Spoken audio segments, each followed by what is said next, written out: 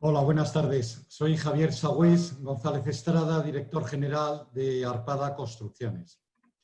Como muchos ya sabéis, la Cátedra Arpada lleva 14 años realizando labores formativas y de divulgación del conocimiento, tanto para la parte de alumnos como para profesionales de este sector. Hoy nos encontramos aquí reunidos para hablar de Passive House. Además de la filosofía de Passive House, veremos la próxima entrada del Código Técnico de la Edificación, DBHE, y sobre experiencias reales de edificios ya construidos con el consumo casi nulo. Antes de nada, y en primer lugar, quiero agradecer al Colegio Oficial de Aparejadores y Arquitectos Técnicos de Madrid, y en su nombre a Felipe Aparicio, que nos acompaña, su colaboración con la cátedra para poder organizar todos estos encuentros. De los muchos eventos que llevamos realizando durante todos estos años, de vez en cuando tenemos la suerte de poder contar con personalidades excepcionales y de máximo nivel. En esta ocasión, para mí, de verdad es un orgullo personal presentaros a Sara Velázquez. No solo por su gran profesionalidad, que de hecho quiero comunicaros que la acaban de hacer certificadora Passive House, que para que tengáis muy claro, solamente hay 7 certificadores Passive House en España, sino además también como persona, con ese carácter de humildad que la caracteriza a pesar de todo ese gran conocimiento que tiene en toda esta materia. Sara, arquitecta por la Escuela de Navarra, socia de V Arquitectos, estudio de arquitectura que inició su padre, Germán Velázquez Arteaga, ya por los años 1972. Estudio de arquitectura que la familia lleva 45 años desarrollando proyectos con la máxima eficiencia energética. Podría hablar de este estudio de arquitectura durante horas y de sus miembros pertenecientes al propio estudio, pero para que os hagáis un poco una idea de la trayectoria y sobre todo concentrado en lo que hoy nos une del mundo de Passive House, voy a destacar una serie de edificios concretos para ver la trayectoria que llevan. En primer lugar, podemos hablar del edificio Termos en Pamplona, 29 viviendas, que fue la primera en certificarse Passive House en España, el primer bloque de viviendas. No contentos con ello, posteriormente se fueron a las Torres de Bolueta, Bilbao. Aquí ya hablábamos de 361 viviendas VPO y el edificio certificado en Passive House más alto del mundo. Pero esto no bastaba a la familia Velázquez.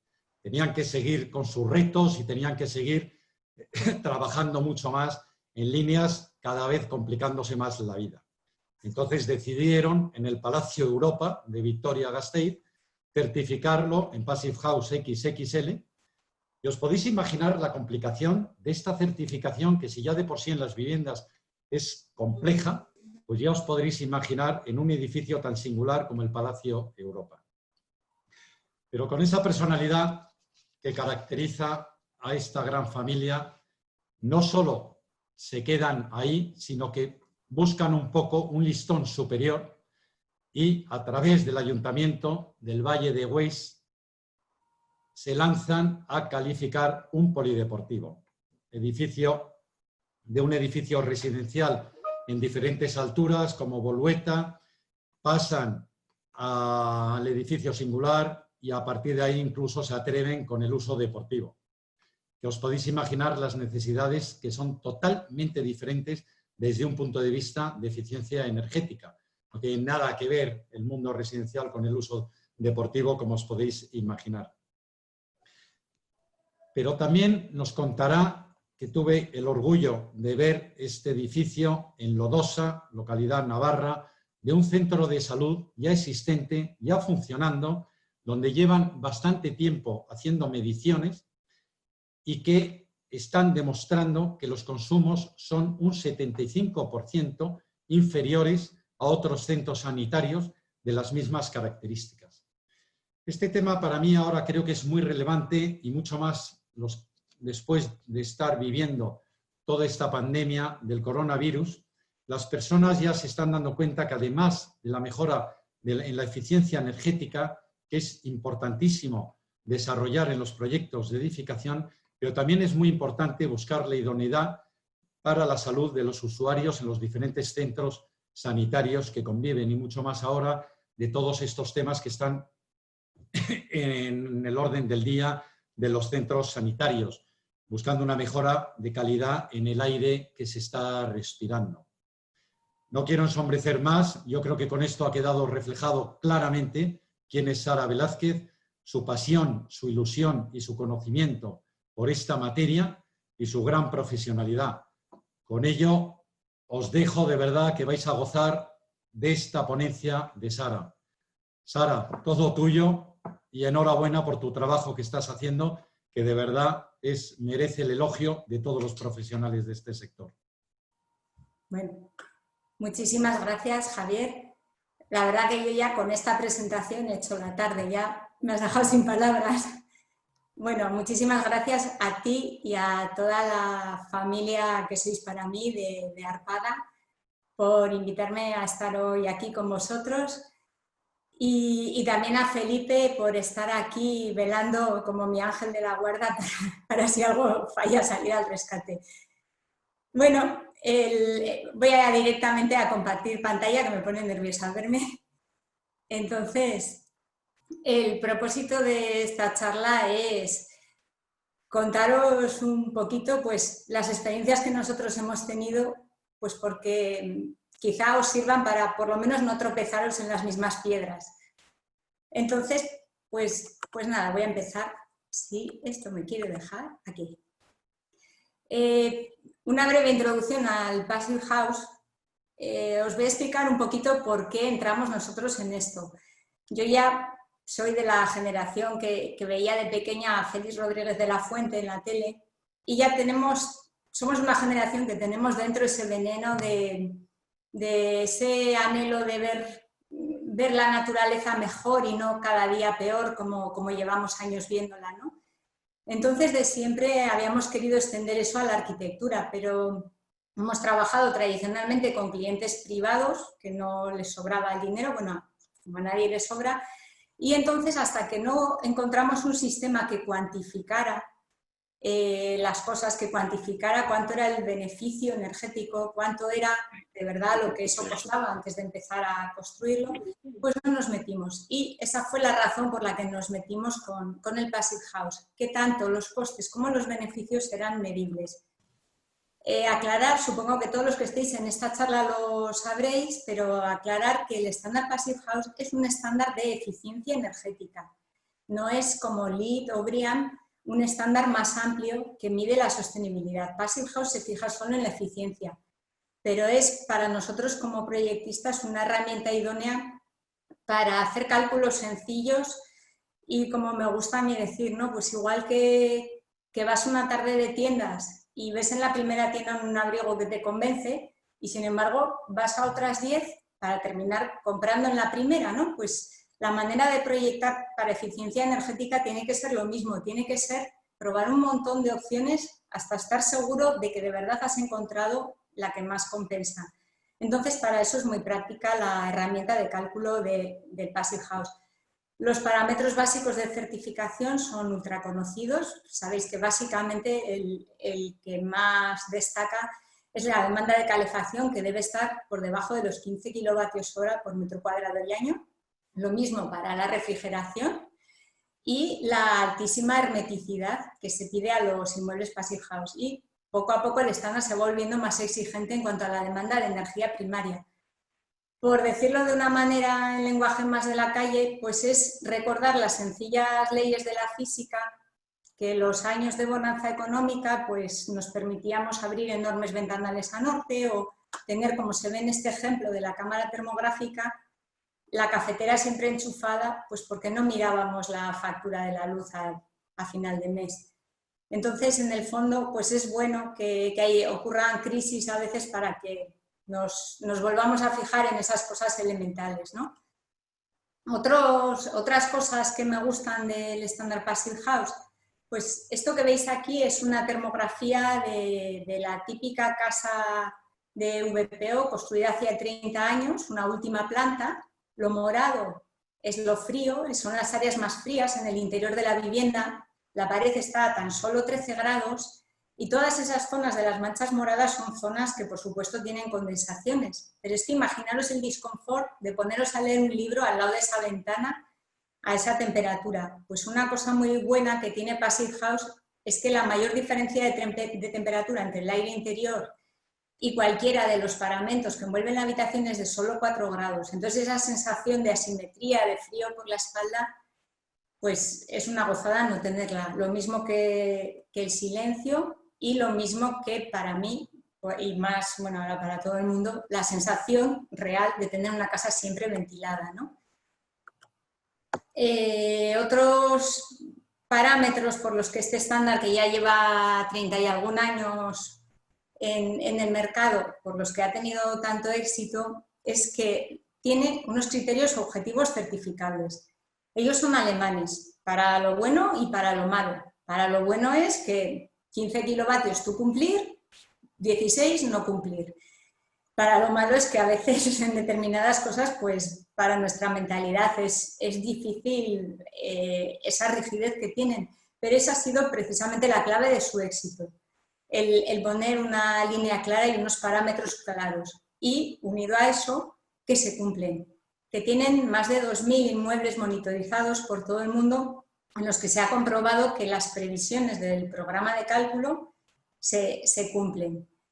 Y la otra razón es que sigue siendo un estándar muy exigente. Como veremos, nuestra normativa de edificios de consumo casi nulo en algunos aspectos no exige tanto. Que se adapta al clima, como no puede ser de otra manera, con cualquier arquitectura que pretenda que pretenda mirar a la naturaleza y pretenda hacer sinergias con ellas, tiene que fijar en el clima.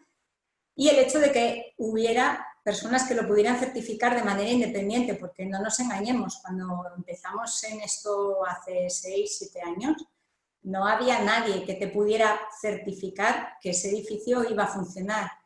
Incluso hoy en día, pues los controles que se hacen para los edificios de calificaciones A o B, si os ha tocado, pues tampoco es que sean realmente tan exhaustivos como, por ejemplo, pues con el tiempo han podido ser los controles de la estructura o otra serie de controles, ¿no?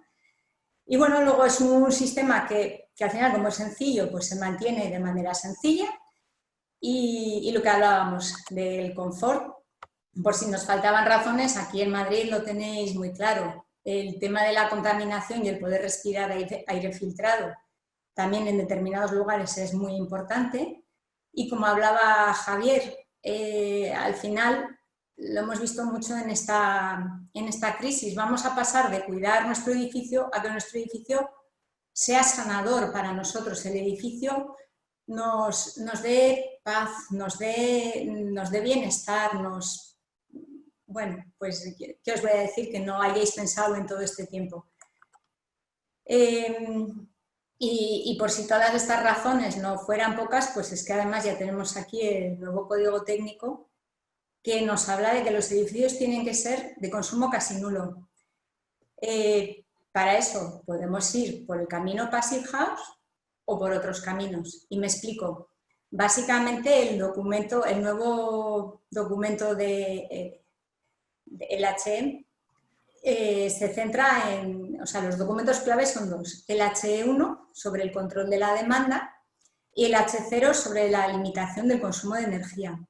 En cuanto al control de la demanda, en vez de sacar los parámetros límite de cada uno de los parámetros, os he metido una tabla que viene en el anejo E, que es la tabla de los valores orientativos. No sé, los que tengáis buena vista, si seréis capaces de verlo, pero si no, lo podéis consultar online el documento. Pero lo que os quiero transmitir es que valga la redundancia, las transmitancias de los cerramientos vienen a ser muy parecidas a las que estamos dando en niveles Passive House. Para una zona climática de 3, como es Madrid, bueno, que para el espesor de aislamiento lo que te lo marca es el frío, pues vamos a estar hablando en un edificio de viviendas de unos espesores, por ejemplo, de 18 centímetros en las fachadas. Salvo en la exigencia a la transmitancia de la carpintería, que la han dejado en 1,6 como recomendación, y en Passive sabéis que viene a ser la mitad. Para el resto de parámetros, si quieres cumplir código técnico ya vas a estar en una envolvente Passive House, tanto a nivel de aislamientos como a nivel de eliminación de puentes térmicos. Luego, pues, bueno, si vamos con Passive House todavía quedaremos por encima de estos parámetros. Pero luego está el tema de la limitación de la demanda. Se limita la energía primaria, es decir, la energía en origen que consume en total nuestro edificio. Se limita de dos maneras, la energía total y también la energía primaria no renovable. ¿Esto qué nos quiere decir? Pues que si, por ejemplo, vamos a un edificio completamente Passive House, todo el pack, es decir, aislamiento, no puentes térmicos, carpinterías mejoradas y además recuperadores de calor y hermeticidad, esa demanda de energía primaria va a ser bajísima y la vamos a cumplir de una manera muy sencilla. Pero imaginemos que, o sea, el código técnico lo que hace, y lo veremos más adelante, es que no exige ni la hermeticidad ni los recuperadores. Bueno, luego diré otra cosa. Entonces, puede haber otro camino, que es el que elegirán muchos proyectistas, que es el de que el edificio no tenga una demanda energética tan baja, pero que a cambio sea muy productor. Yo eso, por ejemplo, lo puedo entender si haces un edificio en Almería y tienes un cubiertón enorme que lo puedes llenar de producción fotovoltaica, pues seguramente te salga más a cuenta que tu edificio gaste un poquito más porque te va a venir del sol toda la energía. Ahora, ya en otros lugares, pues yo soy partidaria de limitar a tope la demanda de energía del edificio y después, mientras nos llega el presupuesto, poner todas las renovables que podamos, porque aquí también hay otro tema, que es que un edificio, pues ya estamos calculando unas vidas útiles tremendas, de 75 años como nada, ¿no? Entonces, porque ahora mismo la normativa nos pida que el edificio sea de consumo casi nulo, dejarlo ahí, ya sé que suena un poco surrealista, pero realmente es una pena, porque si tenemos disponibilidad económica, si sabemos repartir bien nuestro presupuesto, en muchos casos vamos a ser capaces de que el edificio no solo cumpla código técnico, sino que además nos quede un pequeño plus para ir acercándose al edificio de energía positiva, cada edificio en la medida de sus posibilidades, ¿no? Y si ya, como ocurre en algunos concursos y como están exigiendo algunas administraciones o determinadas empresas, si ya te piden un edificio de energía positiva, entonces, de momento, a mi entender, no hay elección, tienes que cumplir los 5 parámetros del Passive House. Bueno, espero haber sido capaz de explicarme un poquito en esta cosa de los números, que es un poco agreste y aburrida, y si no, perdón, Felipe, me acabo de dar cuenta que no he explicado que hay un chat en el que podéis ir lanzando las preguntas. Solo que para que yo no me despiste mucho, que me despisto muy fácil, las preguntas se leerán al final del chat, me las irá leyendo Felipe y las iré contestando. Entonces, bueno, pues si por ejemplo aquí me he ido mucho por los cerros de Úbeda, lo lanzáis en el chat y al final volvemos sobre ello. Y ahora vamos a pasar a ver un poco los temas de puesta en obra que me parece a mí que son más entretenidos, aunque daremos alguna pincelada más sobre alguna cosita del código técnico. Para ver la obra lo vamos a hacer viendo 2 obras de residencial que se terminaron en 2017 y 2018, que son la Torre de Bolueta y la de las viviendas del Soto, que ha mencionado Javier, y las iremos comparando con otros edificios que estamos construyendo ahora más recientemente. Estas son las torres de Bolueta, las 2 de la izquierda son las que ahora mismo están construidas, esto es el anteproyecto, y esas 2 coloreadas en planta son las que están. Este es el edificio de las 29 del Soto. Y estos son otros proyectos que están ahora mismo en construcción, que están en Pamplona. Tenemos ahora mismo entre obra en marcha y obra ya terminada, he estado contando hoy, y más de 600 Passive House. Entonces, bueno, os podéis imaginar que nos hemos tropezado muchísimas veces. Bueno, pues vamos a hacer un pequeño seguimiento de qué rendimiento tiene cada una de las medidas, de las 5 medidas del Passive House, qué rendimiento nos da en la demanda de calefacción del edificio. Las Torres de Bolueta, inicialmente había un anteproyecto y tenían una calificación energética B. Y nosotros, cuando ganamos el concurso, pues como si fuéramos de Bilbao, ya dijimos que iba a ser A, me faltaría más. ¿Qué pasó? Que por el camino, una calefacción de distrito que iba a haber para las 7 torres, pues como llegó la crisis inmobiliaria y solo se hacían las de VPO, pues la calefacción de distrito se cayó. Y entonces es cuando propusimos a la propiedad entrar en Passive House, en esos 5 principios, que no me paro en ellos, porque si no, no voy a llegar a ningún sitio, y bueno, ya lo sabéis. Entonces, nosotros partíamos de un valor inicial pasado al programa de cálculo de Passive House de 56 kilovatios hora metro cuadrado año de demanda de calefacción. Le estimamos pues, una construcción decente para el tiempo en el blower door que nos diera un resultado de 2,5 renovaciones hora, y vamos a ir viendo cada una de las medidas qué repercusión tiene o cómo pudimos ir modificando ese proyecto hasta alcanzar los 15 kilovatios. La primera medida pues es la del aislamiento, aumentar el aislamiento. En este caso en Bilbao, que es un clima un poquito más benigno por la cercanía al mar, no son unos aislamientos tan gruesos, lleva un total de 15 centímetros en fachada. Eso sí, continuidad de la envolvente térmica. Y una cosa que hicimos desde el principio y la hemos mantenido es que pasamos aislamiento también por delante de los núcleos de escalera, que por supuesto son núcleos no calefactados, están fuera de nuestra envolvente térmica de las viviendas, pero como al final están conectados por los forjados y por las paredes, lo que hacemos es asegurarnos que esos núcleos de comunicación no llegan a estar nunca excesivamente fríos y que el puente térmico, que las pérdidas de nuestras viviendas hacia esos núcleos son asumibles.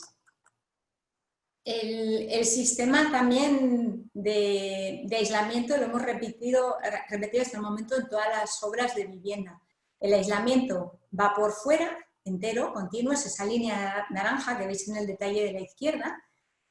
Y bueno, por fuera del todo van las chapas plegadas de la fachada ventilada, que eran, por cierto, nada más que 4 modelos de chapa. Parece una fachada complicadísima, pero en realidad era la misma pieza girada.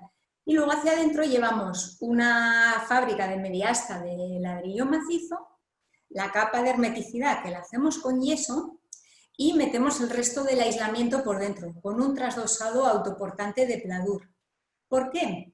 Por 2 cosas. Porque al final eran unas viviendas, en general nos pasa en casi todas las viviendas, que siempre hay un enchufe, alguna instalación que tiene que ir en esa pared y así la línea de hermeticidad, que es el yeso, no se rompe.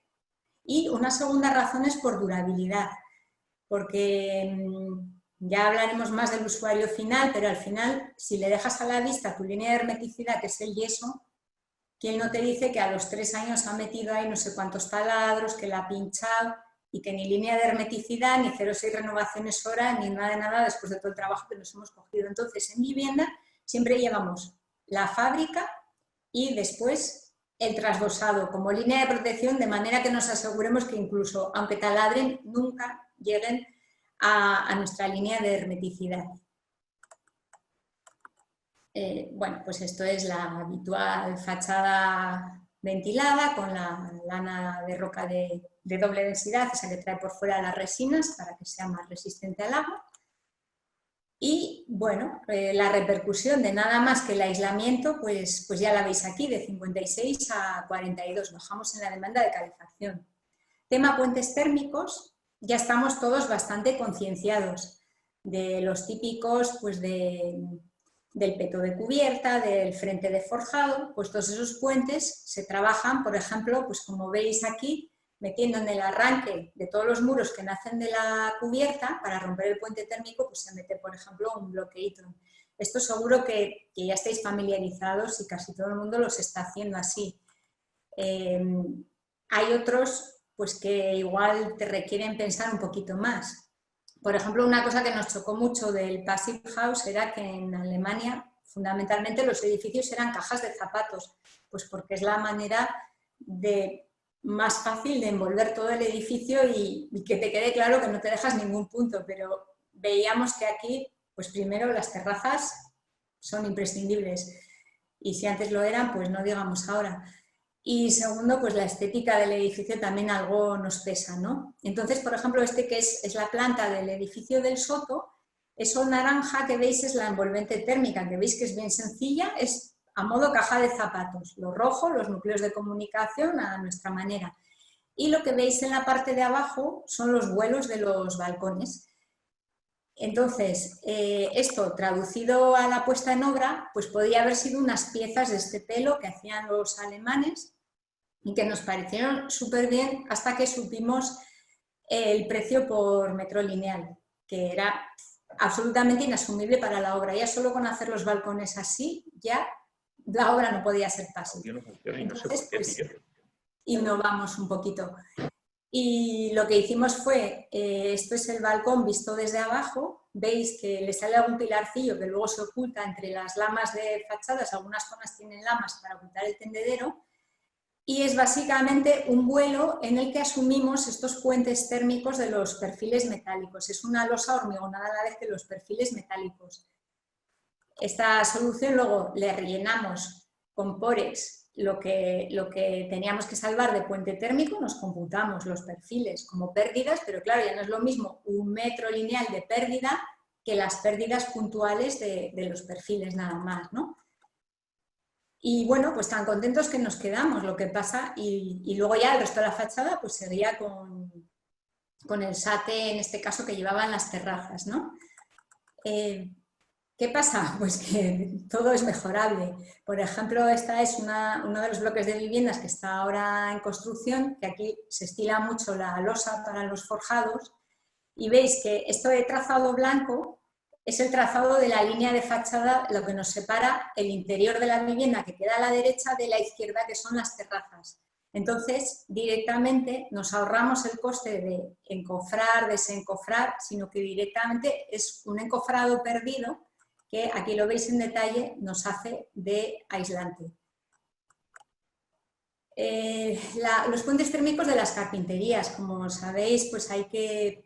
Si no llevas el aislamiento en la misma línea que la carpintería, tienes que abrazar la carpintería para evitar ese puente térmico, ¿no?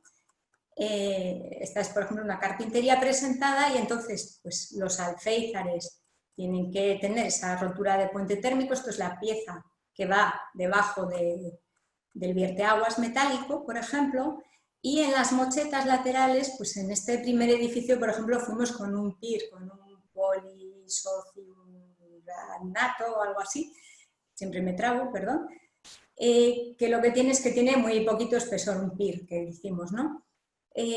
Después en los proyectos pues hemos ido intentando limitar la gama de materiales y sobre todo ir eliminando los que son más caros, trabajando más los detalles, ¿no? De otras maneras.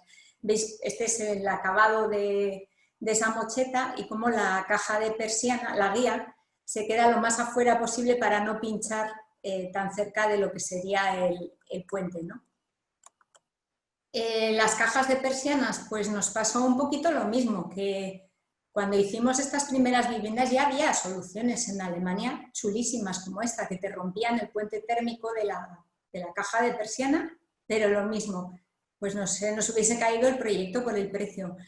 Entonces lo que hicimos fue poner aquí un neopor, esta banda de aquí que veis oscura es el aislamiento, y sacamos la persiana normal por fuera, bueno, normal, motorizada, por supuesto, para evitar las infiltraciones de la cinta de persiana, pero aquí la veis, por fuera colocada, aquí arriba asoma el neopor que nos permitía, vuelvo a la imagen anterior, nos permitía aplicar el yeso en todo el interior sin mayor problema.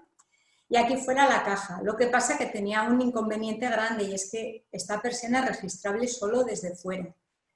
Y en este caso pues era un bloque de no mucha altura que se podía acceder a él con una plataforma elevadora y bueno, pues fue la solución que nos pareció, dada la tecnología disponible, la que mejor nos pareció en aquel momento. Esto es la fachada ya pues a falta nada más que del composite de terminación, ¿no? ¿Qué ha pasado? Que después de eso pues los carpinteros nos han sacado, por ejemplo, estos cajones de persiana chulísimos. Bueno, chulísimos no es la palabra, eficientísimos, que se registran desde dentro, ¿no? Tú desmontas ese fijo de la parte superior de la carpintería y tienes ahí tu persiana, si un día se te rompe, pues la puedes arreglar desde dentro, ¿no? Bueno, pues con la eliminación de los puentes térmicos ya hemos bajado otro buen pico. Seguimos. Las carpinterías mejoradas. De este tema, pues todo el mundo ya ha visto los triples vidrios, los tochos que eran las carpinterías. De dónde veníamos, ¿no? Que eran las carpinterías sin rotura de puente térmico y vidrio simple, a las que ya hemos conocido la mayoría, ¿no? Con la rotura de puente térmico, a las passive. Ay, perdón, que me he saltado. Bueno, da igual. Siempre al elegir carpinterías passive, que nos fijemos también en los espaciadores, porque hay unas diferencias de transmitancia terribles según puedan ser de aluminio o plásticos. Y al final es que cada décima cuenta en esto de la eficiencia. Por ejemplo, un tema que ha avanzado muchísimo es el de los materiales. Esta ventana de la izquierda es de un conocido fabricante a nivel nacional que en su modelo de 2018 la carpintería medía lo que es el perfil 12 centímetros de alto. En el de 2019, con solo un año de diferencia, ya medía 9 centímetros, la hizo más ancha. Pero bueno, eso no nos importa mucho porque con la carpintería cerrada pues no lo aprecias tanto, ¿no? Entonces, pues que van evolucionando y mejorando un montón y bajando los precios todos estos materiales también en la medida que aumenta la oferta. Aquí podéis ver el balance, que bueno, no me voy a liar con él. Y otro tema importante que supongo que interesará a los aparejadores es el de la colocación de las carpinterías. Sabéis que para certificar passive tienes que hacer un test de blower door, un test en el que se insufla aire a una presión de 50 pascales y comprobar las fugas que tiene tu edificio, ¿no? Y entonces, pues se podría hacer ese test al final con el edificio terminado, siguiendo el orden normal de construcción, pero claro, si te da mal, a ver qué haces, ¿no? Con ya todos los interiores pintados y todo. Entonces, lo tradicional suele ser hacer 2 blower door. Uno, nada más que termines tu línea de hermeticidad, tu línea de envolvente, ¿no? Que termines tu fábrica, tus premarcos, que hagas las perforaciones que le vas a hacer definitivamente a este edificio, pues de acometidas, de lo que te tengas que hacer, todo lo que tengas que pinchar, y en ese momento hacer el primer blower door, porque realmente si eres fino, pues después ya no vas a tener que pinchar ni que romper nada más, ¿no? Entonces, pues nosotros al pie de la letra, eso decía passive, pues eso hacíamos. Aquí veis las ventanas del soto, pues puestas nada más aplicar el yeso, fijaros lo verdísima que está esta obra y todo lo que le falta, ¿no? Aquí está la carpintería por dentro, toda protegidita, y aquí por fuera. Y así estuvo, imaginaros qué agonía, así estuvo hasta que entregamos la obra. Entonces, pues no es buena idea, eso no es buena idea. Nosotros no se nos ocurrió ninguna mejor. Para las torres de Bolueta, así mismo lo teníamos previsto, pero afortunadamente el jefe de obra, que era aparejador, pues sí que se le ocurrieron mejores cosas, ¿no? Y dijo, mira, como yo también soy de cerca de Bilbao, invito yo. Me da igual que tenga que encintar 2 veces, pero voy a encintar una primera vez para la estanqueidad al aire entre el premarco y la fábrica, y voy a poner unos cierres provisionales a todos los huecos exteriores. Y con eso os voy a hacer el primer blower door. Y luego, cuando ya haya dado el yeso, cuando ya esté la obra para terminar en el orden normal, entonces pondré las carpinterías, porque es que además cada carpintería de estas pues vale lo suyo más que una normal. Y así se hizo y bueno, así lo hemos ido haciendo nosotros en todas las obras, gracias a UNAI, ¿no? Esto que veis es ese primer encintado. Aquí les faltaría el manchado de yeso en las paredes para hacer el blower door. Y esto es ya la carpintería colocada, pues que ya veis que a esta casa poco le queda. De hecho, la mayoría se colocaron incluso después de colocar el pladur. Esta que veis en la foto es un poco engañosa porque se puso un poco de prueba, pero la mayoría se colocaron al final de la obra. Entonces tú haces ese primer blower door, ves que te da bien. El jefe de obra tiene que estar, por supuesto, pendientísimo durante toda la obra de que a partir de ahí nadie pinche ni fastidie nada, pero las carpinterías pues se colocan al final. Bueno, pues con las carpinterías de 34 a 27 seguimos en nuestro camino de ponernos en valores Passive House. Siguiente punto, el recuperador. Quería sacar esta notita del código técnico que está vigente desde 2017, que nos habla de que la concentración media anual de CO2 debe ser menor que 900 ppm, partículas por millón. Y bueno, luego habla de otros parámetros más. Yo creo que en cualquier casa que entraran hoy en día, eso no... Vamos, nadie ni siquiera es consciente de eso, ¿no? O sea, los que andamos en este mundillo y llevamos años con el medidor y lo llevamos a casa y lo ponemos, pues lo pones un día en el dormitorio y ves que a la mañana al levantarte estás como nada en 2000 ppm, ¿no? Eso no lo hagáis nunca, por favor, porque yo desde que me lo puse, todos los días me levanto con dolor de cabeza si no he dejado la ventana abierta, porque mi casa a día de hoy es una casa que tiene 30 años y no la hemos adaptado a Passive House. Bueno, pues sobre todo, importante, nunca medir en la propia casa el CO2, pero en fin, que sepáis que en general las casas pues no cumplen estos parámetros, pero lo que nos dice el código técnico es que tienen que estar preparadas para cumplirlos. Entonces, estos caudales mínimos que nos dan para cumplirlos te vienen a dar en una vivienda de 3 dormitorios unos 120 metros cúbicos hora y en una de 4 creo recordar que son unos 150 metros cúbicos hora a renovar. Claro, si eso lo metes de aire de la calle, pues el disconfort es tremendo y las pérdidas térmicas, pues también, ¿no? El principio del recuperador, ya lo sabéis, cogemos el aire limpio de la calle y lo metemos adentro previo intercambio del calor del aire sucio que sacamos, pero es un intercambio de calor, no de aire. El aire sucio, por normativa en España, siempre a cubierta. Sobre los recuperadores, pues en residencial siempre los hemos colocado en las terrazas, porque al final un recuperador, por mucho que la ficha del fabricante diga lo que quiera decir, hace un ruido parecido a un frigorífico. Entonces su sitio para nosotros es fuera de la vivienda. Aquí lo veis, es esa cajita gris que lleva el aire limpio a estares y dormitorios y absorbe el aire sucio de cocina y baños.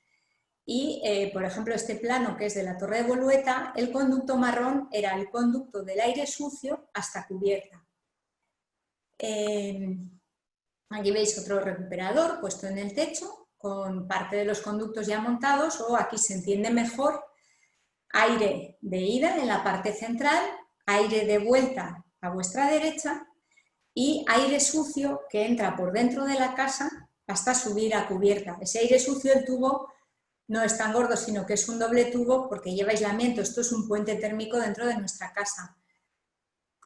Bueno, pues, ¿qué hemos hecho, por ejemplo, en la segunda torre? Pues sacar ese aire sucio, en vez de por aquí, crear unos patinillos en los propios balcones, de manera que sin perforar la envolvente térmica ese aire sucio salga ya directamente, ¿no? Bueno, pues se te va haciendo el ojo a los puentes térmicos y cada vez los vas sacando más de tu vida, por así decirlo, ¿no?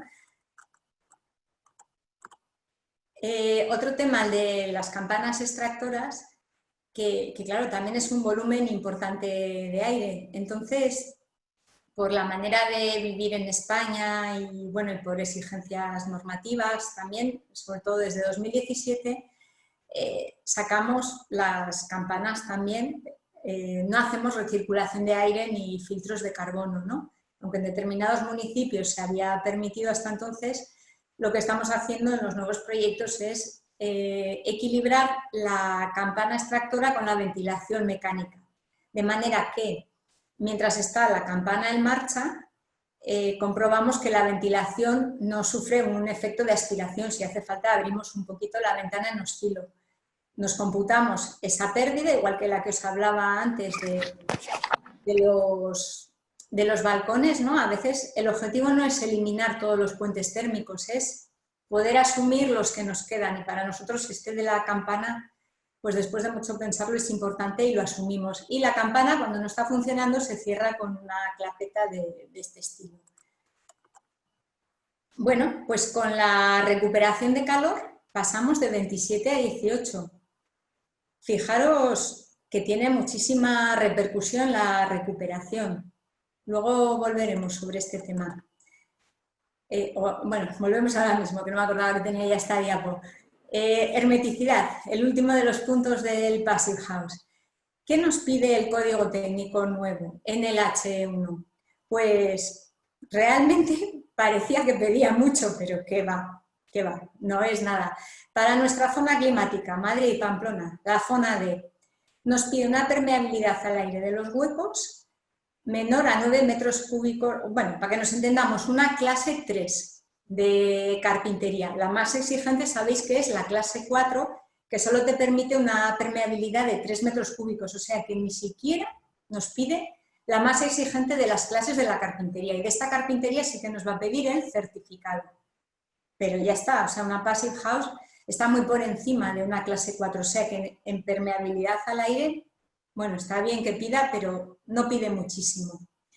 Y luego han metido un tema que parece que es que piden hermeticidad, pero a mí me parece que realmente es, bueno, en fin, no sé, le han puesto voluntad, digamos.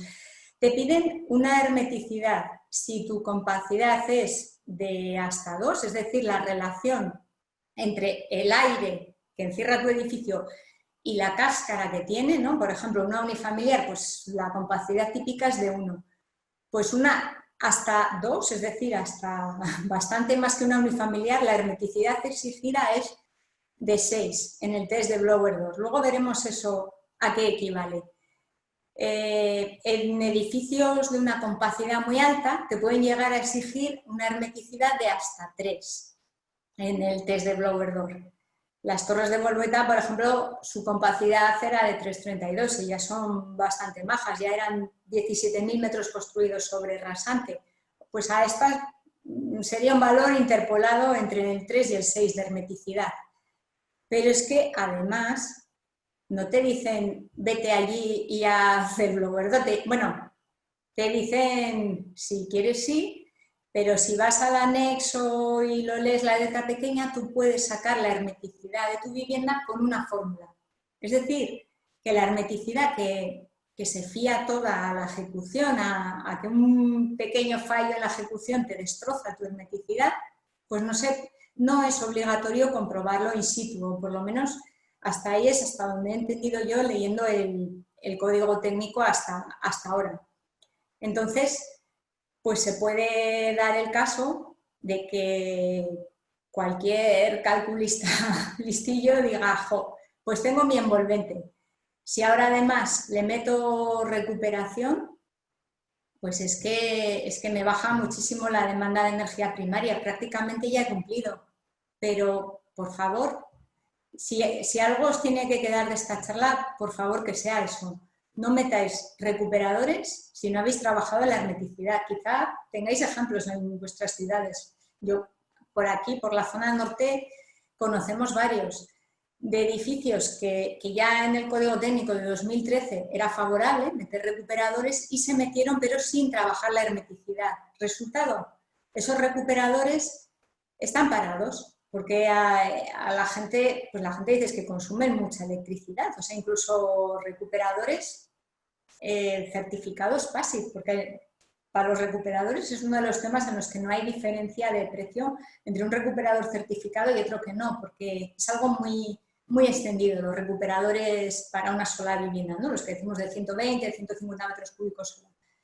Pues por favor, que nadie meta uno de esos que le va a dar que casi con el recuperador y un poquito que ponga de aportes renovables va a cumplir el código técnico, pero sin hermeticidad no mete recuperadores. La hermeticidad en el importe total de la obra no es mucho, es más el engorro que supone en las fases de la obra, pero en dinero en sí, las cintas, porque si tú trabajas la hermeticidad con yeso tienes la mayoría de la hermeticidad conseguida, las cintas pues te van a suponer unos 600 euros por vivienda, más, lo reconozco, el imponderable de los retrasos, de ahora pararos que voy a hacer el primer blower door o el orden de obra, que estoy segura que asumiéndolo desde el principio pues se podrá hacer todavía mucho mejor de lo que hemos sido capaces de hacer. Por ejemplo, en Alemania no te dejan hacer viviendas que tengan una hermeticidad más desfavorable, o sea, más alta que 3 renovaciones hora en el blower door. Y si además vas a meter recuperación en la vivienda, la hermeticidad tiene que ser menor de 1,5. Bueno, pues dicho queda. Acordaros, por favor, de este dato. Ay, perdón, que me salto. Del blower door. Para mí siempre era un poco abstracto esto del valor de las 0,6 renovaciones hora, ¿no? Yo necesito visualizar las cosas. Entonces, os he dicho antes que veríamos la implicación que tenía que en un test de blower door te diera un valor de 6, por ejemplo. Cuando os entregan un informe de blower door, por supuesto miraréis el resultado, ¿no? En este caso, el de la izquierda tuvo un resultado de 0,44 y el de la derecha de 0,28. El de la izquierda fue uno de los primeros de Bolueta y el de la derecha, pues de los siguientes. A partir de que le cogieron el aire, este jefe de obra que era fantástico, pues se iba anotando, tenía la libreta, era súper ordenado, se anotaba en la libreta todos los mínimos cambios que había hecho de una vivienda a otra y ya en ninguna le volvió a bajar el test de estos resultados, ¿no? Bueno, pues el test de la izquierda tiene un dato muy interesante que se llama ELA, que son la abreviatura en inglés de el área equivalente de apertura. Es decir, si juntáramos todas las rendijas de una casa en un solo agujero, ¿cuánto ocuparía ese agujero, ¿no? Entonces, aquí está en centímetros cuadrados y el ELA que hay que mirar es el ELA a 4 pascales, que es la presión normal de un día, la presión de la calle. A esa presión normal, ¿qué agujero tendríamos siempre abierto en nuestra casa, según el test de blower door? Pues me voy a sacar la chuleta.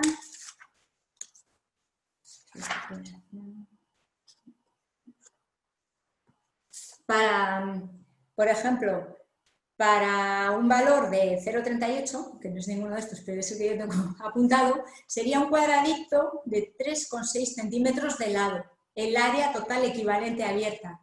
Para un resultado de blower door de 2,5, que viene a ser una construcción hecha con bastante cuidado de hoy en día, ¿no? Por ejemplo, pues ese agujero es de 10 centímetros de lado.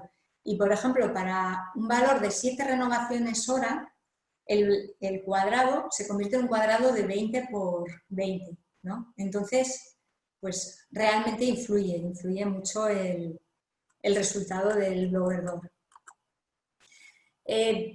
También comentar brevemente, ¿no? La hermeticidad es un poco la bestia negra de los proyectistas passive house o en general de la gente que está haciendo edificios de consumo casi nulo. Desde una semana antes empiezas a dormir mal y luego pues casi siempre da bien. Y si da mal, hay muchas herramientas para ver en dónde ha dado mal y siempre se aprende y si haces el test en estas fases iniciales, pues es fácil de corregir. Pero bueno, si a más se define bien en proyecto las etapas de la obra y cómo va a ser la hermeticidad, que como os decía, la base siempre la hacemos con yeso porque es un material conocido, elástico, duradero, barato, y solamente ponemos cinta de hermeticidad en las perforaciones, es decir, ventanas e instalaciones. ¿Y cómo testamos? Pues estamos testando por vivienda. Las recuperaciones por unidad de vivienda, pues estamos testando también por unidad de vivienda. Esto es otra obra preparada para aplicar la hermeticidad. Hacemos un primer manchado alrededor para que se adhiera bien la cinta. Retacamos los conductos y nada, y con una pequeña imprimación, pues aquí va la cinta en donde se necesitan las uniones de los distintos materiales que no vamos a poder, en las que no va también el yeso. Esto es otra cosa que no tenéis que hacer porque ya la hicimos nosotros y ya vimos que mal. Esto fue como resolvimos los patinillos en el primer edificio, en el Soto del Ezcairu. Pues como computaba para la edificabilidad los patinillos interiores, pues los hacíamos súper delgaditos, ¿no? Entonces eran solo de pladur y como no teníamos sitio, pues la hermeticidad fue así. El primer test blower door, pues bueno, se movía un poco esto, pero nos dio bien. Y cuando ya hicimos el segundo, ya con todas las viviendas terminadas para entregar y todo, pues en una vivienda quedaba mal. Y claro, ahí ya es más difícil si te da mal encontrar dónde está, porque tienes muchos pladur, muchos acabados, y total que al final pues se descubrió que uno de estos cierres estaba de arriba a abajo rajado entero, y entonces perdía de ahí, ¿no? Entonces, bueno, pues esto como solución de hermeticidad, sin un apoyo continuo detrás, pues nunca más. Y a partir de entonces, pues aunque sea con un rasillón, pero siempre hacemos de fábrica todo lo que es la línea de hermeticidad en viviendas, ¿no? Ahí veis también otras perforaciones que, bueno, que ahora hablaremos un poquito más. Aquí, por ejemplo, las perforaciones, que estas son, por ejemplo, las que tienes que dejar hechas para el primer blower door, tienen que ir lo suficientemente separadas para poder encintar, para tener sitio, ¿no? Aparte de eso, pues tampoco hay que caer en muchas cosas más. Collarines, pues es que es tan bonito cuando vas al almacén de Passive House y empiezas a ver toda la gama de collarines, toda la gama de cintas de todos los colores, que se adhieren por arriba, que no, con agujeritos, sí, pues te lo llevarías todo a casa, ¿no? Pero claro, la realidad de la obra es que primero, que estos materiales son más caros y segundo, que es que nunca aciertas con el diámetro de todo. Entonces, este que se colocó fue de prueba, pero realmente nuestras obras, salvo encuentros muy especiales que no nos daban confianza a otros sistemas, siempre los hemos resuelto así, que es con cinta y por encima con impermeabilizante líquido, que bueno, pues que dan unos resultados muy buenos y que luego además siempre son superficies que se quedan confinadas, ya sea por la solera o por los acabados de pladur, ¿no? No vamos a tener a nadie ahí viendo si eso se levanta, que eso también es muy importante, ¿no? La durabilidad de los materiales. Bueno, pues con estas 5 medidas ya hemos llegado a los valores de Passive House y veis que todas ellas tienen su peso. De ellas algunas ya están aquí dentro, ¿no? Como es el aislamiento, la eliminación de los puentes térmicos, pero otras pues quizá no tanto, pero veis la relevancia que tienen también. Pregunta del millón. No he leído el chat, pero seguro que hay 5 o 6 preguntas ya de cuál es el sobrecoste del Passive House, ¿no? Pues varias cosas al respecto. La primera, que las 2 primeras obras, Bolueta y, o sea, las primeras obras completas, ex novo, ¿no? Que fueron Bolueta y El Soto, no supusieron prácticamente sobrecoste. Bolueta supuso un sobrecoste, la adaptación de un 3%. Y puede parecer increíble, y de hecho ahora nos damos cuenta de que en cierto modo era increíble. ¿Por qué? Pues en el caso del Soto, porque era un entorno residencial de un barrio de muy buenas calidades en Pamplona, en el que ya se partía de unos estándares muy altos, ¿no? Entonces, no estos temas no supusieron incremento. Y en Bolueta, ¿por qué? Porque pilló en un momento de salida de la crisis en el que se licitó esta obra y había muchísimo interés por quedarse la obra en sí, pero también por quedarse la que iba a ser pues, la primera obra Passive House de la empresa pública de vivienda del País Vasco, ¿no? Entonces, un precio realista es un incremento del 10% aproximadamente de una vivienda de código técnico 2013 a una vivienda Passive House. Ese viene a ser un incremento razonable. Hombre, si la vivienda ya venía con recuperador de calor, pues le podemos estar quitando ahí fácilmente 2.500 euros o 3.000 según la envergadura de la obra, ¿no? Lo que nos los cobre, la instalación. Pero hay un incremento. También os digo, a código técnico que se va a aprobar en septiembre, hay que hacer números, pero ahí ya prácticamente no va a haber incremento. Otros factores que sí que influyen en que el proyecto en sí sea más caro o más barato. Bueno, ahí que ya hemos hablado de qué partes, ¿no? Por supuesto, si partías del código técnico de 2006, la comparativa, pues el precio es mayor, ¿no? Si era un proyecto que tenías que adaptar, pues también tu margen de maniobra es menor, ¿no? Y, por ejemplo, lo que te diga la normativa urbanística y lo que te diga tu solar, si puedes actuar sobre el factor forma, si puedes hacer un edificio más o menos compacto, si tienes ganancias solares o no las vas a tener, el volumen, no es lo mismo hacer 3 portales como Bolueta y de ellos uno en baja más 27 que hacer el equivalente en baja más 9 serían 7 portales. Ese factor forma evidentemente es peor, ¿no? Otros factores que influyen, o ya que influía, ¿no? Ahora prácticamente todo el mundo ya se acostumbraba a pasar el aislamiento por el frente del forjado y eso pues ya no es un sobrecoste. El meter la lana de 10 o de 15 es irrelevante, ¿no? En el coste de una obra. La hermeticidad, si la puedes dar con yeso, pues lo que decía, no va a suponer gran sobrecoste si ese esfuerzo de planificación o de entorpecimiento de la obra, ¿no?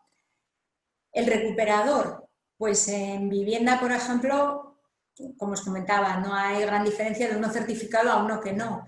En terciario hay diferencias muy grandes, son volúmenes de aire muy grandes y las diferencias también lo son. Merece la pena estudiar si se ensaya ese recuperador que no venga certificado por la diferencia económica que suponga. Y no solo hablando de certificar Passive House, sino en cualquier obra, un elemento de estos que te puede costar, ahora mismo no me acuerdo, pero me parece que eran unos 40.000 euros cada uno, pues tienes que estar muy seguro de que te va a dar los rendimientos que dice el fabricante.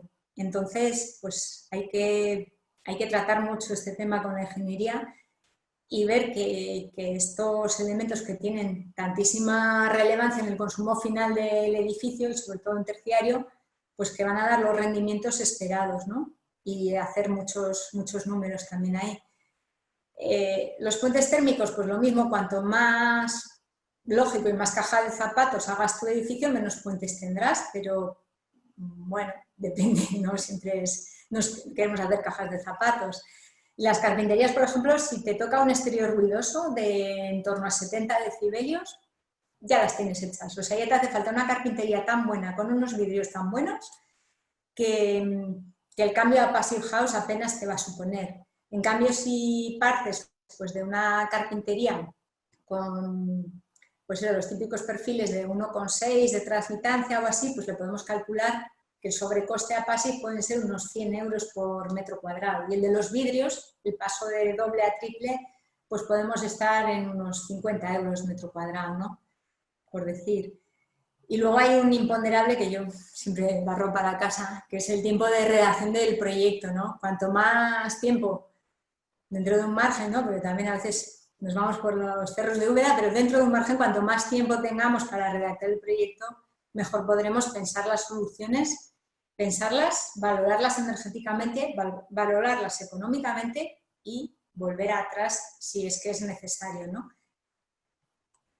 Bueno, vamos a hacer una breve pasada por un edificio dotacional, por ver alguna cosa específica del uso dotacional. Este es el Centro de Salud de Lodosa, que está en marcha desde diciembre del año pasado, terminado la primera fase desde algo antes. Bueno, es un edificio que está rodeado de verde, en un entorno maravilloso, y que teníamos la suerte de que los usos ya estaban organizados en usos de 24 horas, de urgencias, usos de mañanas, que eran las consultas, y usos de mañana y tardes, que era la zona que está norte, que era el área de rehabilitación.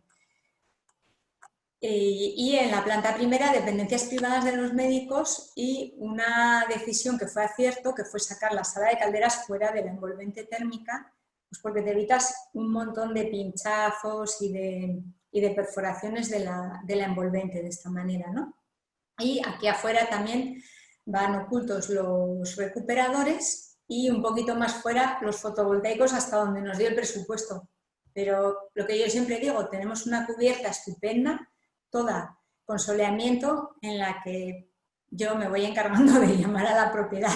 Estamos haciendo seguimiento del edificio y no dejo perder ni una oportunidad de recordarles que en cuanto haya dinero, pues terminaremos de llenar la cubierta, o bueno, no terminaremos porque no hará falta, pero por lo menos media lo terminaremos de poner de fotovoltaicos. Importancia de las protecciones solares, importantísimas en un clima como el vuestro, en Madrid, incluso en el nuestro, que no es tan excesivo el verano, lo son, y más en un uso dotacional que lleva muchas áreas vidriadas. En este caso decidimos hacer una gran inversión en que todo fuera domotizado, porque estos edificios son de todos y de nadie, y al final en el patio, por ejemplo, que es entero de vidrio, cuando da el sol, pues no va a haber nadie encargado, si hay una urgencia o si hay lo que sea, nadie va a estar encargado de bajar los estores, ¿no? Entonces, bueno, pues en eso nos gastamos un poco los dineros, en asegurar que no hubiera ganancias indeseadas y a la vez el mantener siempre desde el interior la visión del exterior, porque vemos que si para protegerte del sol te vas a meter en una cueva con las persianas bajadas, pues la gente le dará el botón del aire acondicionado y punto, ¿no? Entonces, pues intentamos ponérselo fácil. Otro tema fundamental en los dotacionales es la ocupación. En realidad, ese es su mayor consumo. Si hacemos un edificio termo que pierda poco calor, su mayor caballo de batalla es cuánta gente hay y cuánto aire tenemos que meter para esa gente, y más en un edificio asimilable al uso hospitalario, en parte como son las consultas, ¿no? Entonces esos cálculos de ocupación son importantísimos. Por lo demás, el detalle constructivo es bastante común: aislamiento por suelo, que se extiende por fachada con el arranque del bloqueito para romper el puente térmico abajo, que se continúa por cubierta, ventilamos el bajo cubierta. Este edificio era también una adaptación y lleva unos espesores de aislamiento mayores de lo que se pudiera esperar, pues porque tenía muchas pérdidas. Es un edificio, al final, entre el patio y que se desarrolla mayoritariamente en planta baja, lleva unos espesores de hasta 30 centímetros en la cubierta, que no son, sino los habituales, ¿no? Bueno, una foto del proceso de obra simplemente esta es para explicar que gastamos en lo que hace falta. Por ejemplo, aquí, que no hay hermeticidad ni nada, pues es un forjado normal y corriente de trelosa. Y que por lo demás lo mismo, es una obra tradicional de fábrica, que aquí va abajo el bloqueíto en el arranque y arriba los cargaderos, pues de toda la vida, que todo esto luego se reviste con el aislamiento. Esta es la vista desde el interior con el manchado de yeso para ya poder encintar, y el proceso de construcción, que no me voy a detener porque es bastante parecido a lo que ya habéis visto. Por ejemplo, truquitos, pues estas setas, estos anclajes permiten ir colocando sucesivas setas en ellos, de manera que no tengas cada vez que pinchas, tú te descuentas el puente térmico de eso, de ese pinchazo, ¿no? Entonces, cuanto menos pinches, menos gastas y menos puente térmico. Entonces, por ejemplo, estas setas te permiten enroscar, aunque ya esté la varilla metida, después para meterle la lámina de protección que llevaba esta fachada, pues se la metes aprovechando la misma seta, por ejemplo, ¿no? Bueno, seguimos, esta es la fachada terminada, las lamas orientables a sur, lo que decía, nunca perder la visión del exterior.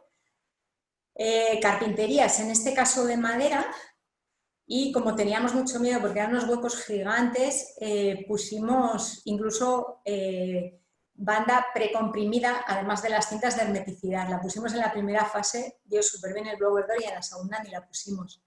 Sobre las carpinterías, sobre los vidrios, perdón, en dotacional, suelen ser vidrios más gruesos de lo normal, por seguridad, porque son paños más grandes. Ojo, porque muchas carpinterías passive house industrializadas no están preparadas para esos galces tan gruesos que se necesitan. Si engordas el vidrio, a veces, si no has hecho bien los cálculos del proyecto, pierdes transmitancia. Entonces, la única que te queda es aumentar la cámara para volver a ganar esa transmitancia, pero claro, la carpintería, pues normalmente el galce pues puede estar en algunas incluso en 45. Entonces, ojo al definir las partidas de proyecto, pues qué carpintería elegimos o, por ejemplo, la transmitancia de los vidrios.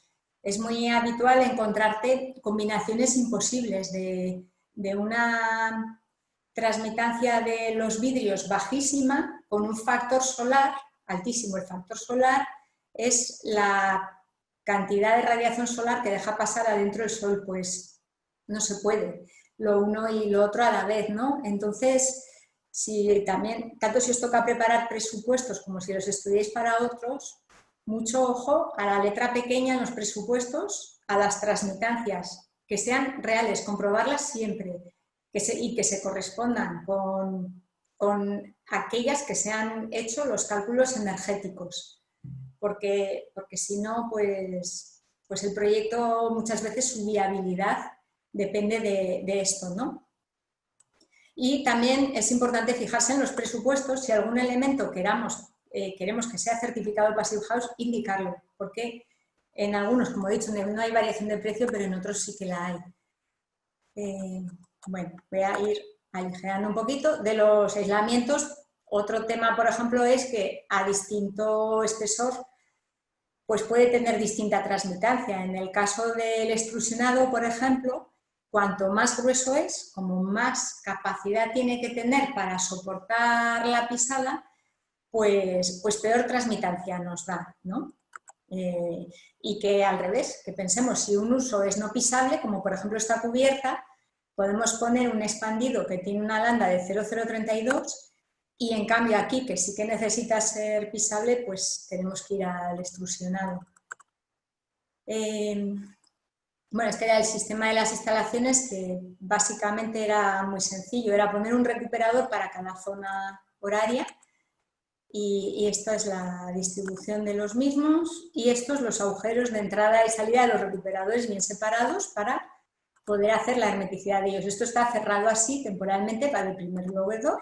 Aquí ya los recuperadores, los paneles fotovoltaicos, la ventilación natural, que esto nos hizo gracia porque la propiedad nos dijo hacer un edificio que tenga cero participación del usuario, porque los usuarios son médicos o enfermeras o lo que sea, están a lo suyo y no va a ser un usuario proactivo que esté a adoptar medidas bioclimáticas, ni a bajar cortinas, ni a abrir para ventilar de manera natural, ni nada, ¿no? Entonces, el tema de la ventilación natural cruzada, además por tema de seguridad, la propiedad no quería que el edificio nunca pudiera estar a las noches abierto y se descartó. Solo hay ventilación nocturna con los recuperadores, ¿no? Pero los usuarios, cuando ya estaba la primera fase en uso, pues había gente muy concienciada y a petición de ellos en la segunda fase se metió este sistema de ventilación cruzada por el techo para el área de rehabilitación, que suele estar abierta a la tarde, suelen tener calor y era una manera de facilitar la privacidad de los pacientes, pero a la vez que el tema ventilara, ¿no? Pues a veces la gente te sorprende y te pide cosas pues más allá de lo que tú crees que están dispuestos a hacer. Importantísimo el tema de la ventilación cruzada en Passive House. No nos creamos que por tener un recuperador la ventilación ya está. Esto es como si metes el café en un termo y aunque dejes el termo destapado, llegas a las 3 horas y el café del termo obviamente está mucho más caliente que el que has dejado en un vaso que está completamente frío. Pues las casas o en general los edificios Passive House lo mismo. Si se calientan, cuesta muchísimo enfriarlos. Entonces, las medidas pasivas de ventilación son importantísimas. Respecto a este tema de los blower door, sin más comentar que en grandes volúmenes es más fácil que te dé bien el test, pero que no por ello nos conformemos y que aunque veamos que ya de inicio nada más poner los ventiladores el test nos va a cumplir, pues lo tenemos pagado o que lo contratemos así y que vayamos viendo por qué puntos pierde nuestro edificio, porque siempre es una herramienta de aprendizaje y de ver cuáles son los puntos débiles y, por ejemplo, en este edificio nos dimos cuenta que las barras antipánico de las puertas pues eran un punto por el que se perdía un montón y a raíz de verlo pues pudimos mejorarlo en algo, ¿no? Y del centro de salud, sin más, terminar con una nota de estos días, ¿no? Les voy llamando, pues a ver, me van mandando pantallazos de la monitorización, de los consumos y les pregunté, pues a ver qué tal estaban, ¿no? Y me dijeron que habían tenido 3 contagiados de una plantilla de 26 personas. He buscado la media en España de sanitarios contagiados, es del 20%. La de entre los sanitarios de Lodosa sería del 10, sería equivalente a la de Italia. Y lo demás, a estos pobres, como a todos, me temo que les habrán llegado las mascarillas defectuosas, les habrán andado con bolsas de basura al principio y de todo. O sea que quizás la diferencia esté en la renovación de aire.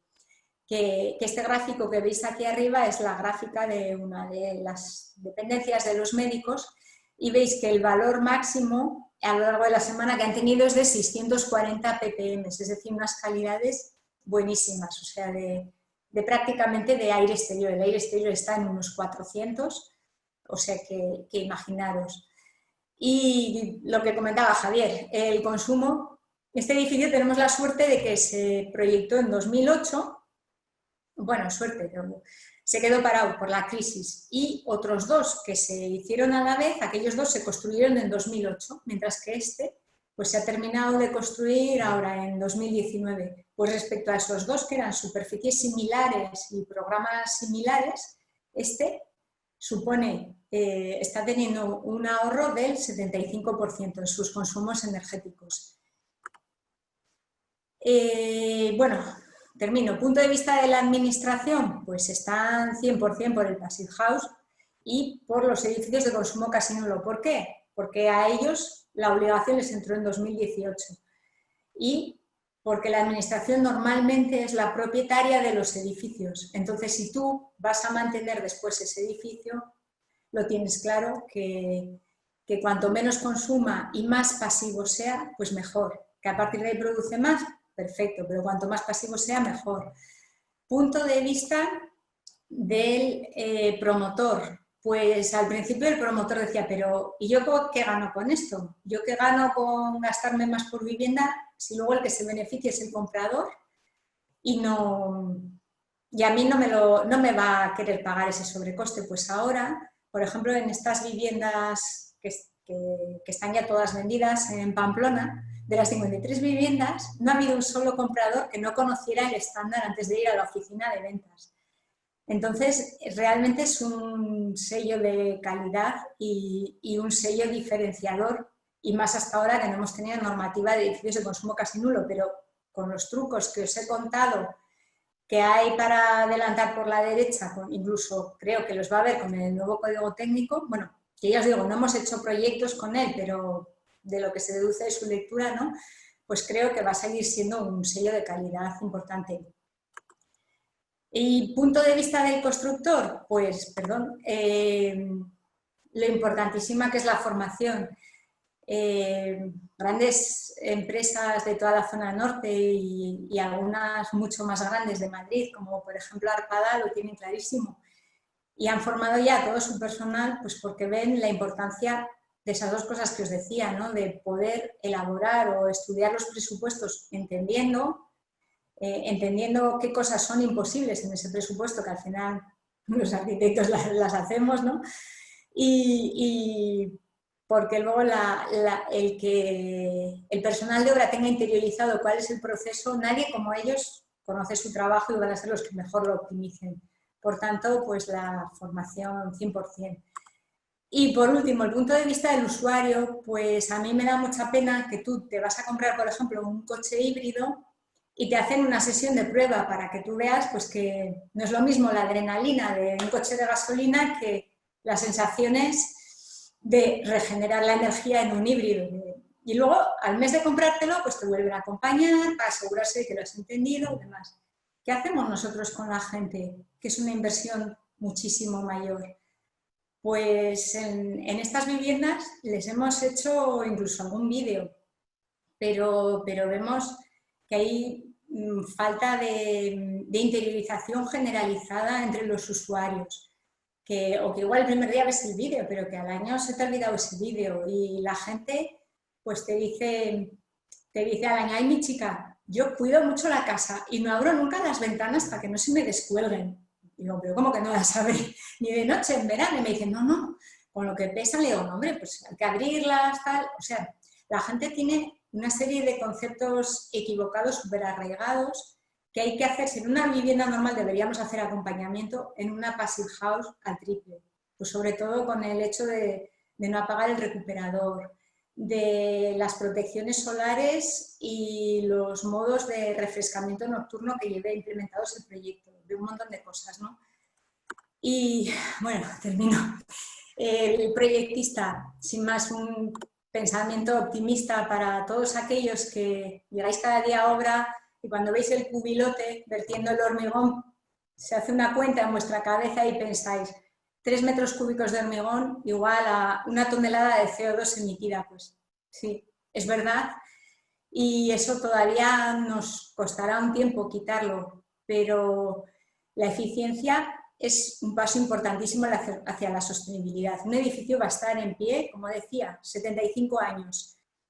Esta es la cuenta de cada uno de esos 75 años, las emisiones que va a ahorrar Bolueta, que venía de una calificación B, de esos 56 kilovatios, a los kilovatios en los que finalmente se ha certificado, pues equivalen a la producción anual, a la absorción anual de CO2 de 3 campos de fútbol de bosque, o a 257 coches que dejáramos en el garaje cada año. Eso cada año del edificio. Entonces, cuando os venga un momento de bajón, acordaros de todos los coches que gracias a esos centímetros de más de aislamiento o a esa hermeticidad, a ese puente térmico que habéis quitado, acordaros de todos esos coches que gracias a vosotros se quedan en el garaje. Y sin más, abro turno de preguntas. Muchas gracias. Muy bien, pues gracias, Sara. Muy interesante por darte feedback, porque esto de hablar uno, a veces parece en las webinars que está hablando consigo mismo, pues decirte que hemos tenido puntas de 180 conectados y ahora mismo permanecen 157 asistentes atentos y listos para tus respuestas, ¿vale? Hay algunas preguntas ya en el chat. Sí que os diría que, bueno, pues hay unas pocas de ellas. Tenemos aproximadamente hasta las 8 menos cuarto, 8, ¿vale? Entonces las voy a ir enunciando. Si alguna se quedara en el tintero, pues la daríamos respuesta por algún canal de colegio o lo haríamos llegar a través de alguna divulgación. Pero yo creo que nos va a dar tiempo a todo, ¿vale? Así que nada, pues voy a por las preguntas, ¿eh? En primer lugar, M. Recio comenta una pregunta, yo creo, muy concreta. Dice, ¿los precercos para las ventanas tienen que ser de madera? Si es así, ¿cómo actúa el sistema con la dilatación y contracción propia de este material? ¿No siempre se colocarán con el mismo clima? Pregunta. Sí. Inés, la respuesta es que no tienen... M. Recio, no es Inés, M. Recio. Ah, perdón. Bueno, que la respuesta puede ser del material que se quiera. A nosotros nos ha venido bien lo del cerco de madera por este tema de las dos fases en la construcción. De en una primera, encintar la carpintería contra la fábrica y en una segunda colocar la fábrica. Entonces el precerco de madera tiene una anchura suficiente para que nos pueda coger bien la cinta. Y en nuestro caso no nos ha preocupado porque siempre queda muy atrás respecto a la fachada la madera. Llevamos por delante el aislamiento, si lo requiere el edificio, la lámina de impermeabilidad tipo Tyvek y la fachada ventilada. Entonces no estaríamos sometidos a eso, pero hay otras muchas soluciones. No es para nada obligatorio. Passive House no prescribe ningún material obligatoriamente. Muy bien, vamos a por la siguiente. Alejandra Vidales Barriguete pregunta, ¿el yeso que se utiliza es especial? No, yeso de toda la vida. Lo que sí que hacemos es, por precaución, que sea una capa de 1,5 centímetros para asegurar bien que aunque haya posibles irregularidades en el soporte y demás, el mínimo sería 1 centímetro, pues siempre usamos 1,5 centímetros. Perfecto, seguimos con las preguntas. Ya has visto que hay unas pocas, ¿eh? Miguel Ángel Nogales pregunta si para conseguir esta calidad en la edificación deberíamos evitar las carpinterías de hojas correderas tradicionales. Bueno, depende del dinero que tengamos. Tienen peor hermeticidad las correderas, entonces hay correderas certificadas o no Passive House con muy buena hermeticidad. Yo lo que comentaba antes, creo que no hay que ser un fanático de la eliminación total, ¿no? El zen del edificio en el que me he quitado todo deseo, todo puente térmico. No, hay que ver en qué gastar. Entonces, incluso si no llegara el dinero para una carpintería corredera certificada, pues podríamos quizá asumir otra con peor hermeticidad, mejorando la de otros elementos. Creo que una carpintería corredera es una gozada y nunca se debe renunciar a ella.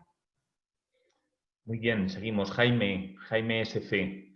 El aislamiento en el trasdosado impide considerar el medio pie de fachada en el cómputo de inercia térmica.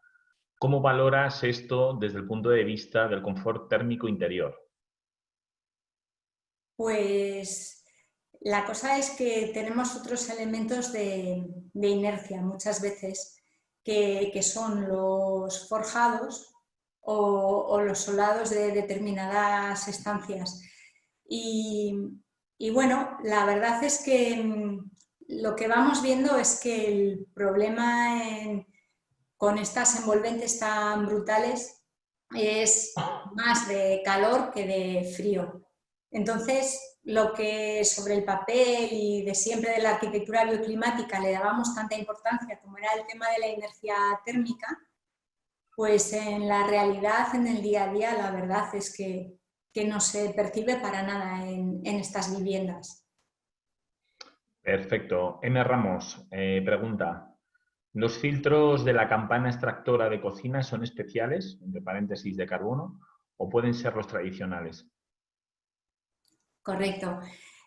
Si la campana no tiene salida al exterior, entonces los filtros tienen que ser de carbono. Pero si la campana tiene salida al exterior, es una campana normal y corriente con la salvedad de la clapeta, que hemos comentado para cerrar el conducto de manera hermética cuando la campana no está en uso. Muy bien. Bueno, si te digo algún nombre raro es porque denuncio el nombre tal cual aparece en el perfil, ¿eh? O sea que, bueno, pues simplemente es eso, ¿eh? Venga, Alejandra Vidales, que ya pregunté anteriormente, vuelvo a preguntar y enuncia lo siguiente. Dice, para llevar la dirección de obra o la dirección de ejecución de un edificio Passive House, ¿es necesario tener titulación específica o haber hecho algún curso sobre el tema? Pues sobre el papel no es indispensable, o sea, según el Passive House Institute, cualquiera puede firmar un proyecto Passive House. Yo solo conozco a una persona que tiene un mérito tremendo, que era alemán y conocía el estándar de Alemania. Y él, sin haber hecho el curso, pues diseñó una vivienda, llevó a cabo la dirección de obra, era arquitecto, y la certificó. Y entonces eso te convierte o sea, te da el título de designer, por ejemplo, pero yo no lo recomendaría para nada. Sé que los cursos son caros, pero es una inversión en dormir tranquilo. Hay muchos conocimientos que se nos escapan y muchas experiencias compartidas y muchos detalles que después de visto todos somos listos, pero yo no me metería a hacer una dirección de obra sin haber hecho una formación Passive House, porque te crecen los enanos por todas partes. Muy bien. Pues pregunta J. Verdugo, ¿qué dificultad hay a la hora de encontrar empresas certificadas en la aplicación de productos Passive House? Pues yo creo que cada vez menor. Lo que os contaba, ¿no? Que cuando empezamos, pues pedíamos precio de cosas al importador de Alemania y casi nos daba vergüenza cuando nos decían el precio, qué hacer con eso.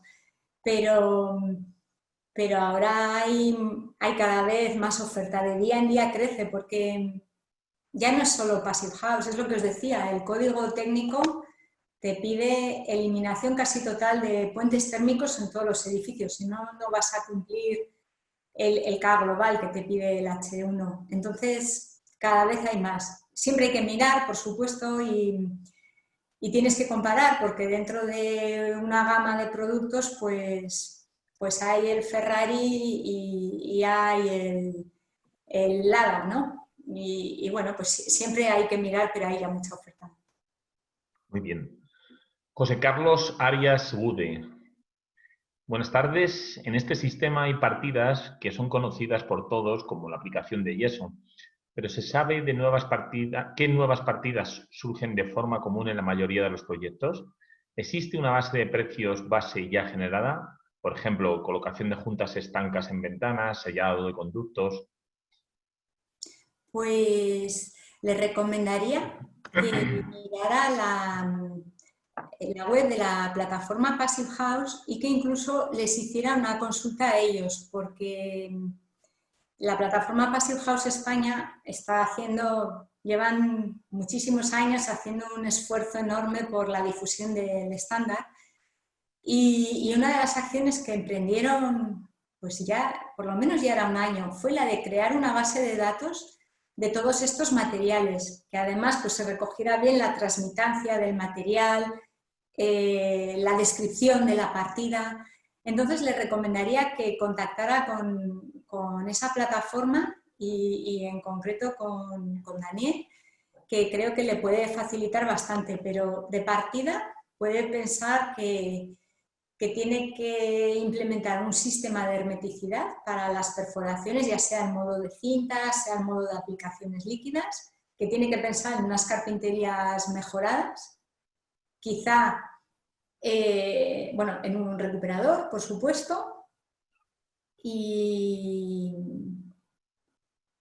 bueno, y, no sé, y unas cuantas más así que no se me vienen a la cabeza. Y hay también otras, pues lo que decía, de los aislamientos y demás, que son también mucho de darle vueltas a qué eliges, ¿no? Para que te salga tu mejor precio. Y ya no te digo nada si encima quieres meter algo de sostenibilidad o quieres meter materiales reciclados o cosas de esas. Muy bien. Juan Pos pregunta si no crees que será más importante en los NFET, entiendo que es una terminología de Passive, la instalación de refrigeración que la de calefacción.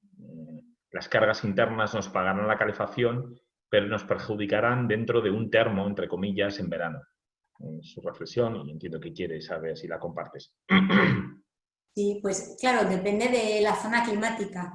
Por ejemplo, Pamplona, que somos zona de 1, pues tenemos unos 5 meses de calefacción y demanda real de refrigeración, pues podemos tener en una casa que no sea Passive, pues 15 días en el total del año.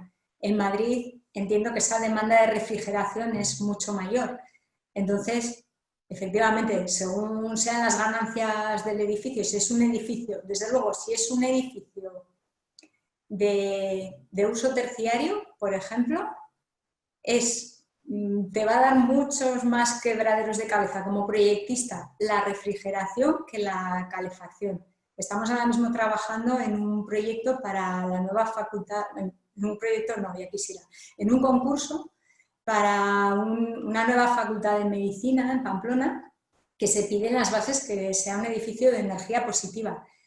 Y realmente, y claro, la universidad tampoco es que dé clases en verano, pero el reto es la ventilación, la renovación, el consumo tan brutal de electricidad para la renovación y para enfriarlo.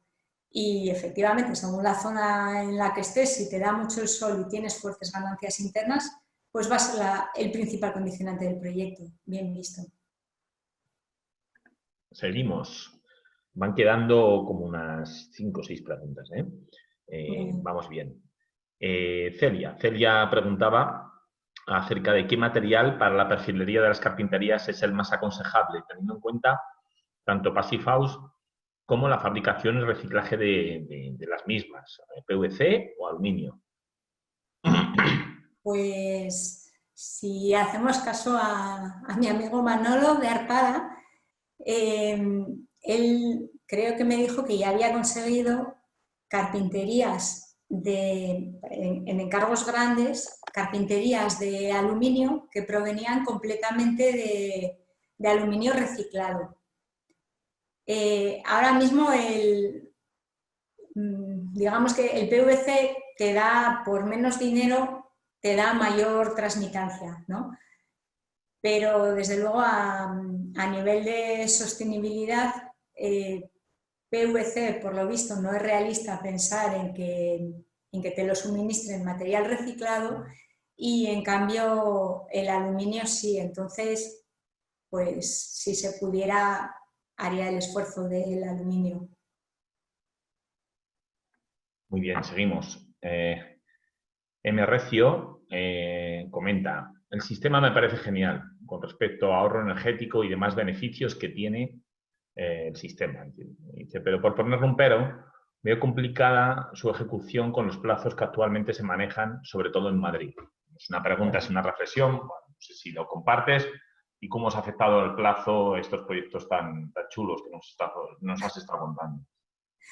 Pues es que es una locura lo de los plazos en Madrid. Nosotros no trabajamos con esa presión de plazos. Por ejemplo, las torres de Bolueta tenían un plazo de 24 meses y de hecho se estiraron bastante por problemas ajenos a las torres, sino relacionados con la urbanización de alrededor. Pero aquí los plazos de obra no tienen nada que ver, y el que la obra, poniéndonos a lo peorísimo, que pasara de 18 a 19 meses por todos los añadidos PASIC, que tampoco sería tanto, ¿no? Pero supongamos a lo peorísimo, pues no supondría nada. Pero yo sé que en Madrid es otro mundo. Y bueno, supongo que igual que saben construir tan rápido, pues sabrán, una vez interiorizado los requisitos del PASIC, sabrán hacerlo también para poder incluirlo en las obras, pues con un incremento de plazos mínimo. La verdad que es problemático, porque por ejemplo muchas veces con el blower door es, venga, ahora os vais todos de esta vivienda que la testamos. Y todos sabemos que sacar a los gremios de una obra para luego volver es una faena, ¿no? Pero bueno, ya son unos artistas y el construir tan rápido ya me parece una pasada, o sea que seguro que son capaces de encontrar solución también para esto. Muy bien. Bueno, ahora te llega algún agradecimiento que seguro que es compartido por todos, que muy buena ponencia, Sara, que gracias. En concreto SSP, sé decir, es lo que pone. Pero bien, perfecto. Luego Sofía comenta si con la tendencia al cartón yeso y la desaparición poco a poco de los oficios tradicionales se plantea una alternativa al yeso. Pues no lo sé. Nosotros hemos participado en algún proyecto experimental europeo hicimos uno de los IRIS sobre tabiquerías hechas con materiales procedentes del reciclaje de plásticos que además debían absorber los compuestos volátiles, por ejemplo. Pero bueno, fue un estudio experimental en un piso piloto.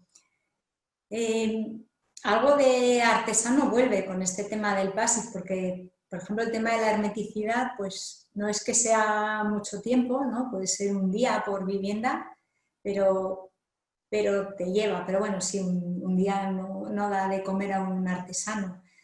No sé, a mí, por ejemplo, si simplemente los tabiques de cartón yeso pasaran a tener alma de madera, pues me parecería que sería un gran avance a nivel de sostenibilidad y puede que volviera a dar trabajo a otras personas.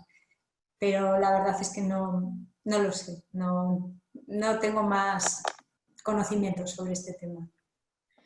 Muy bien, bueno, entramos en las 3 últimas preguntas, ¿eh?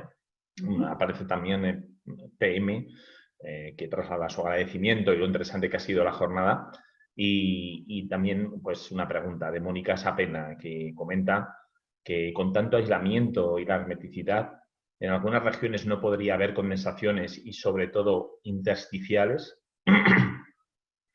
Cierto, es un tema que no he llegado a mencionar, pero es un requisito para la certificación Passive House. Incluso hay que tener el doble de cuidado que en un edificio normal, que siempre se calcula las condensaciones, porque aquí, efectivamente, al ser el edificio tan hermético y si, por ejemplo, tienes un pequeño puente térmico y tienes una fuga de vapor de agua, la que se te lía es parda, por decirlo mal y pronto, ¿no?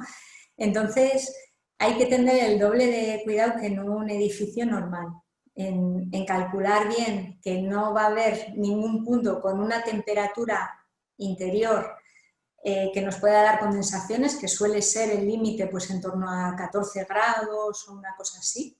Los tienes que tener mucho más controlados esos posibles puntos fríos. No solo a nivel que hablaba antes de la pérdida térmica, sino a nivel de que se pueda alcanzar el punto de rocío en ellos. Y luego, muchas veces es necesario el paravapor también, con todas las incomodidades que lleva, además de que muchos no te cumplen la reacción del fuego y todos estos líos. Pero sí que es necesario. Un tema que no he comentado hablando de la hermeticidad y así es que